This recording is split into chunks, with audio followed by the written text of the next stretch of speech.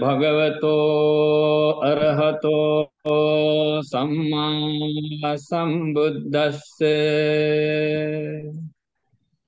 सहस्रं पिचे गाथा अनत्त पद संहिता एकं गाथा पदं सेयो यं सुत्वा उपसम्मति।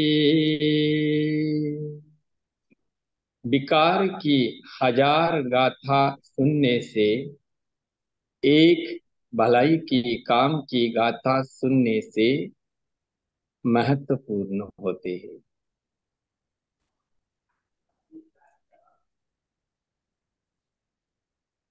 परम पूज्य महासंघ प्रिय उपासक उपासिकाएं, आज भी इस संडे धम्म सभा में धम्म पद के धम्म उपदेश देने के लिए मुझे मौका मिला, उसी के लिए आप सभी लोगों को धन्यवाद। हमेशा की तरह आज धम्म पद के साहस वर्ग में दूसरा गाथा आप सब लोगों को सुनाया। इसी गाथा के द्वारा भी तिलोगुरु सम्यक संबुद्ध हम आप सभी लोगों को बेहतर जीवन के लिए एक धम्म उपदेश देते हैं। 1000 गाथा नहीं तो धम्म उपदेश सुनने से, 1000 विकार की बात सुनने से एक धम्म की गाथा अगर हम सुनेंगे, उसी गाथा से हमारा जीवन बदल सकता है, हमारा जीवन को सुख मिल सकता है। ये आज की धम्मोपदेश है।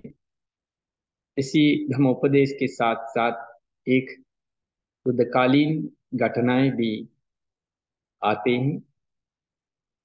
उसमें सम्यक संबुद्ध जेतवन में रहा करते थे। उस समय एक व्यापारिक दल व्यापार करते करते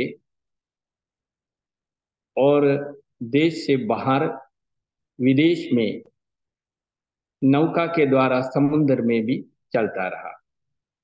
समुद्र के बीच में एक घटना घटी। उसी घटना के द्वारा उनका नौका टूट गया, फिर नौका डूब गया। उसमें जितना भी व्यापारी थे वो सब लोग पानी में डूबकर देहांत हो गया। लेकिन एक व्यक्ति बाह्य नाम से, उन्होंने एक लकड़ी का टुकड़ा हाथ में उनका आ गया, वो पकड़ते हुए तैरते तैरते जमीन तक पहुंच गया। लेकिन समुद्र में पानी के साथ संघर्ष करने के कारण उनका सभी कपड़ा निकल गया और बिना कपड़ा की उन्होंने जमीन में आया। लेकिन उन्होंने तुरंत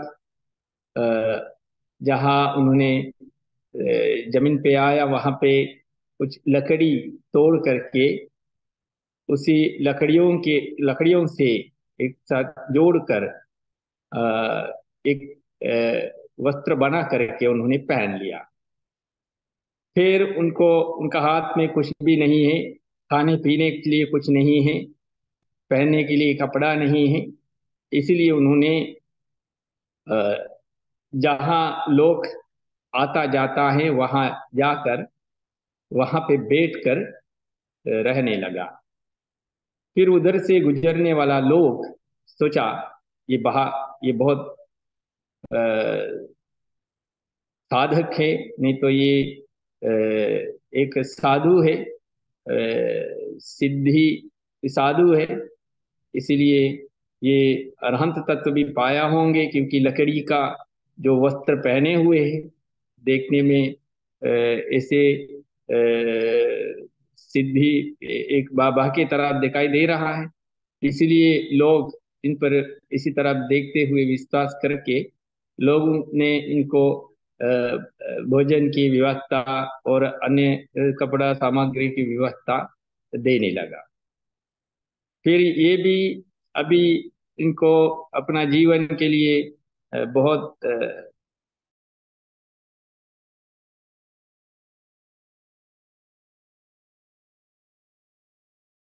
ऐसे ही अभिनय करते हुए अपना जीवन काट रहा था।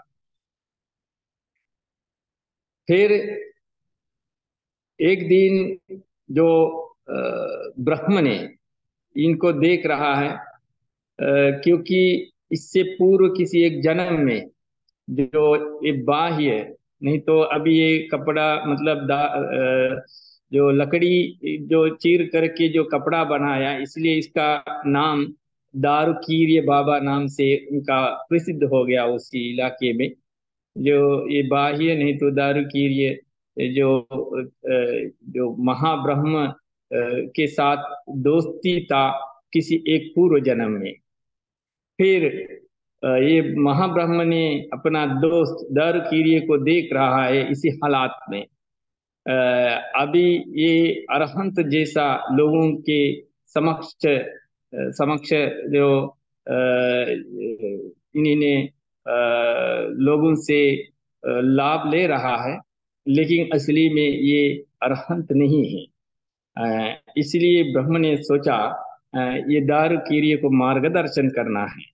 इसलिए ब्रह्म ने उनके पास आकर के उनको बोलता है, ये बाह्य तुम इसी तरह झूठ अरहंत की तरह अभिनय करने में तुमको नरक में जाना पड़ेगा, नहीं तो इसका अकुशल कर्म की फल भुगतना पड़ेगा। इसलिए तुम ये झूठ जीवन छोड़ करके असली जीवन में आ जाना। फिर दारूकीर्य भी समझ लिया इनका गलती, समझ करके पूछ रहा है, हम भी तैयार है असली अरहंत के रूप में जीवन बिताने के लिए, लेकिन ये अरहंत के मार्ग दिखाने वाला कहाँ है, कौन है? फिर ब्रह्म ने इनको बताते हैं जेतवन में सम्यक संबुद्ध रहते हैं। उन्होंने ये अरहंत का मार्ग प्राप्त कर लिया और अन्यों को भी इसी मार्ग को बताते हैं, सिखाते हैं।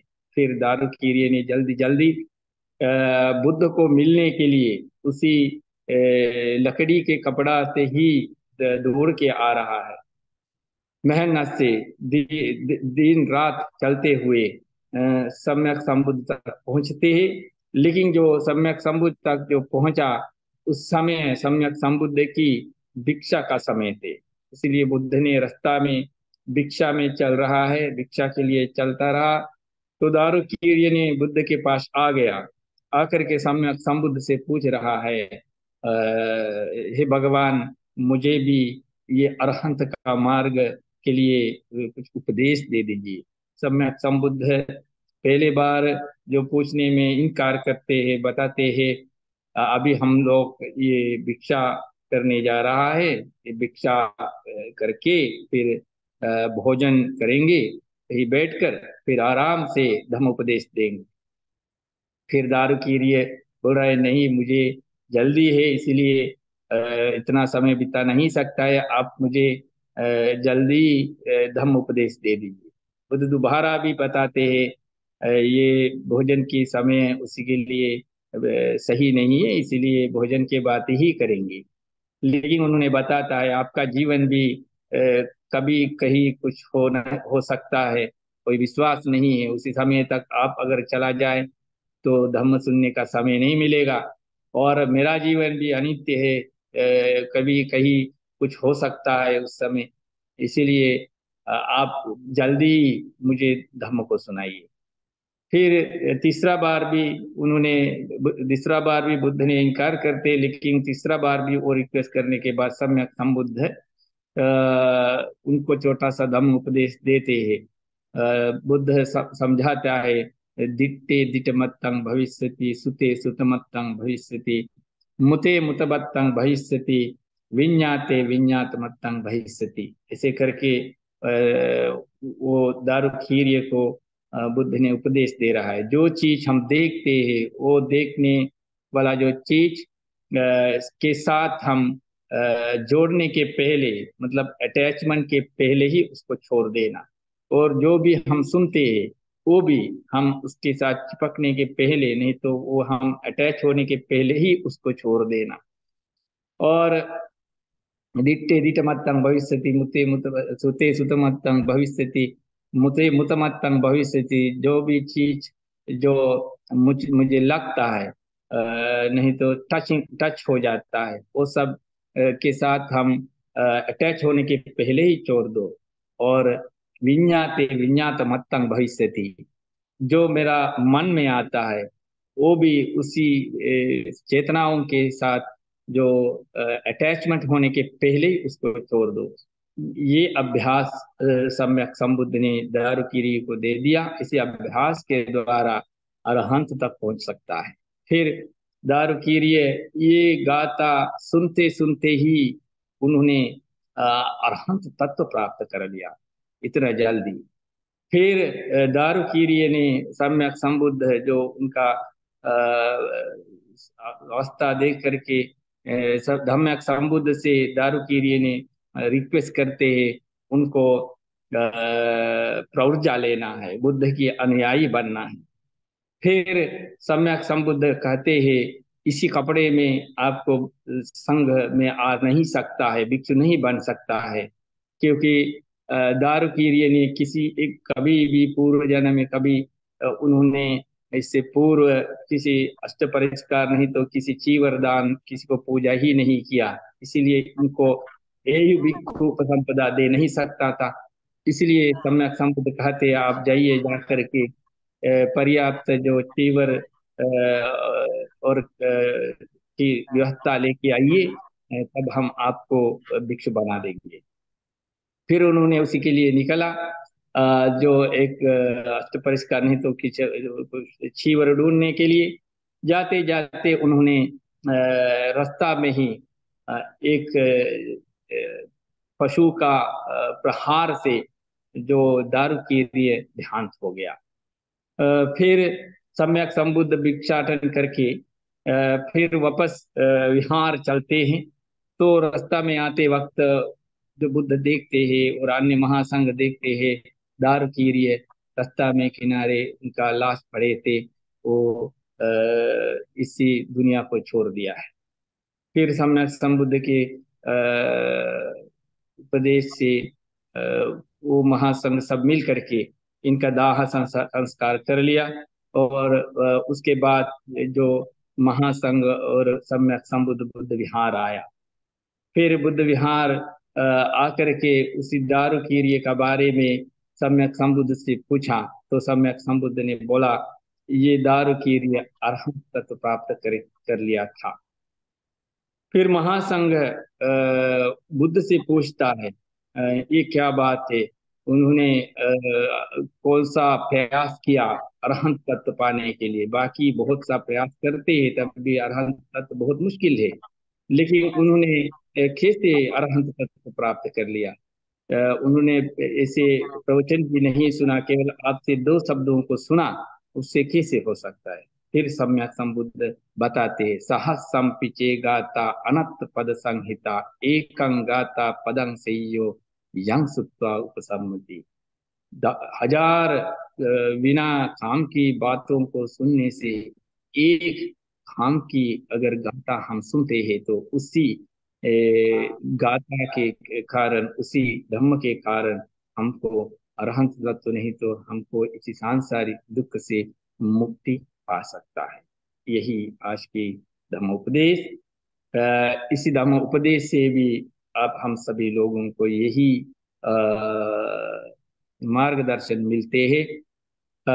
हम लोग भी, जो कभी भी हम लोग बातचीत करता है, जो कली समय मिलता है, कोई बिना काम की बात करता रहता है लोगों के साथ, अगर हम किसी किसी के साथ मिलते नहीं, न अकेले रहते हुए भी हम लोग अपना मन से बात करता रहता है। कोई काम का नहीं है, इधर उधर का चीज मन से सोचता चर्चा करते रहता है। लेकिन बुद्ध कहता है इससे अच्छा है आप एक क्षण भी धम्म को स्मरण करेंगे, नहीं तो चर्चा करेंगे, उससे हम लोगों का जीवन बदल सकता है सुख की ओर। इसलिए आप सभी लोगों को भी उसी के लिए उपदेश देते हुए, आयाचना करते हुए मेरा छोटा सा धम्म उपदेश समाप्त करते हैं। आप सभी लोग अभी बहुत ध्यान से शांत से धम्म को सुनते रहा। इसी धम्म सुनने में भी आप लोगों को धम्म सुनने का जो कुशल शक्ति मिलता है, उसी कुशल शक्ति से हम लोग प्रार्थना करेंगे। सम्यक संबुद्ध से लेकर के आज तक जितना भी इसी बुद्ध शासन को प्रचार प्रसार करने के लिए, धम्म की प्रचार प्रसार के लिए योगदान दिया, सभी भिक्षु भिक्षुणी उपासक उपासिकाओं को शांति प्राप्त हो। और महाबोधि संस्था के संस्थापक बोधिसत्व अनगारिक धर्मपाल जी से लेकर के अब तक जितना भी अ, इस महाबोधि संस्था के द्वारा धम्म प्रचार प्रसार के लिए योगदान दिया, उन सभी लोगों को भी अ, शांति प्राप्त हो। और महाबोधि संस्था के महासचिव परम पूज्य शिवली बनते जी से लेकर के तत्काल में जो भी धर्म प्रचार प्रसार के लिए जो योगदान देते हैं, उन सभी लोगों को भी प्रार्थना करते, उन सभी का घर परिवारों को भी प्रार्थना करते, सब लोग स्वस्थ रहें, सुखी रहें और सबको कल्याण होगा।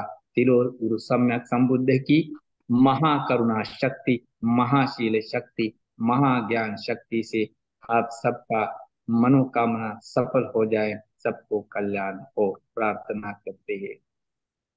भवतु सर्वमङ्गलं रक्षन्तु सर्वदेवता सर्वबुद्धानुभावेन सदा सत्ये भवन्तु ते। भवतु सर्वमङ्गलं रक्षन्तु सर्वदेवता सर्वधर्मानुभावेन सदा सुत्ति भवन्तु ते। भवतु सर्वमङ्गलं रक्षन्तु सर्वदेवता सर्वसङ्घानुभावेन सदा सुत्ति भवन्तु ते।